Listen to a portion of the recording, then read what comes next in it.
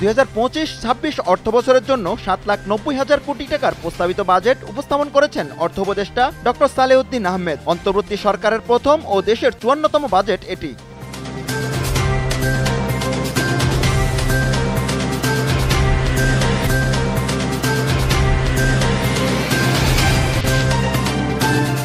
দেশের বিভিন্ন রাজনৈতিক দলের প্রতিনিধিদের সঙ্গে জাতীয় ঐক্যমত্য কমিশনের দ্বিতীয় দফার সংলাপ শুরু হয়েছে। ফরেন সার্ভিস একাডেমিতে প্রধান উপদেষ্টার সঙ্গে সংলাপে বসেছেন বিএনপি, জামাত, এনসিপি সহ বিভিন্ন রাজনৈতিক দলের নেতারা।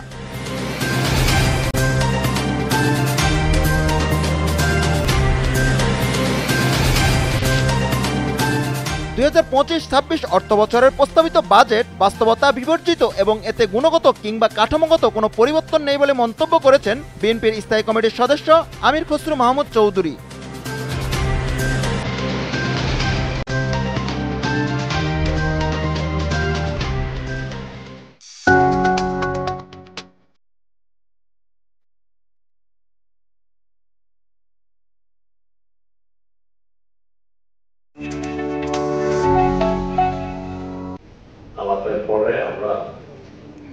চট্টগ্রামে নগরবাসীর জন্য মনোরেল চালু করতে উদ্যোগী হয়েছে সিটি কর্পোরেশন।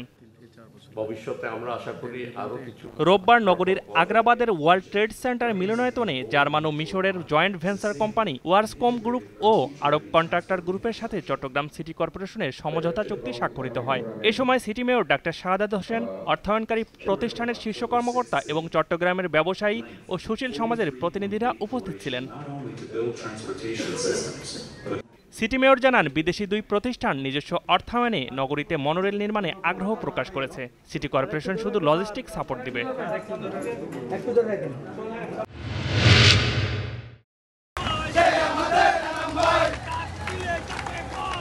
বিএনপির প্রতিষ্ঠাতা স্বাধীনতার ঘোষক শহীদ রাষ্ট্রপতি জিয়াউর রহমান বীর উত্তমের 44তম শাহাদত বার্ষিকী উপলক্ষে পটিয়া উপজেলা ও পৌরসভা বিএনপি অঙ্গ ও সহযোগী সংগঠনের উদ্যোগে সোমবার পটিয়া পৌরসভার একটি কনভেনশন সেন্টারে আলোচনা সভা ও দোয়া মাহফিল অনুষ্ঠিত হয়েছে।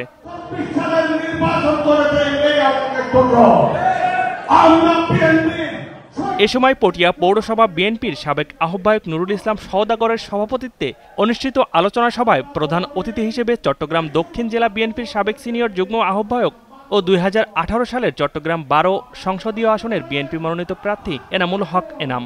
এছাড়াও আলোচনা সভায় উপস্থিত ছিলেন পৌরসভা বিএনপির সাবেক সদস্য সচিব গাজী আবু তাহের, জেলা বিএনপির সাবেক যুগ্ম সম্পাদক মোজাম্মেল হক, সাবেক যুগ্ম আহ্বায়ক আলহাজ আবু ফয়েজ সহ বিএনপির অঙ্গ সংগঠনের নেতাকর্মীরা।